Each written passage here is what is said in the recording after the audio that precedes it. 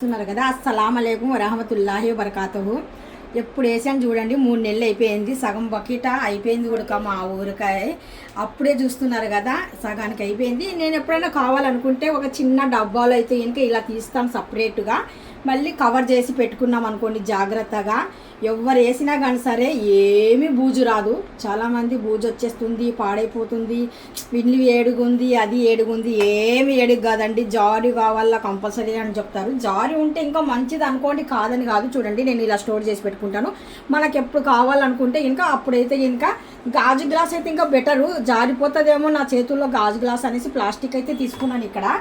కాకపోతే నేను ఒకటే మాట చెప్తాను, మనం వేసే పద్ధతిగా బాగా వేసామనుకోండి, ఆవుకాయ చూస్తున్నారు కదా ఎంత చక్కగా అంటే ఎప్పుడు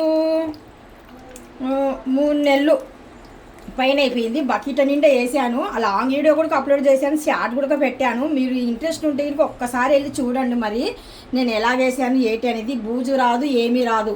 మనం వేసే పద్ధతిగా బాగా వేయాల. మనం ముట్టుకునేటప్పుడు చీపిరి ఒకటి ముట్టుకోకూడదు. మనకు డేట్ ఉంటుంది కదా ఒకటి, ఆ డేట్ అప్పుడు ముట్టుకోకూడదు. ఇంకొకటి అంటే ఇంకా మీరు అర్థం చేసుకోండి.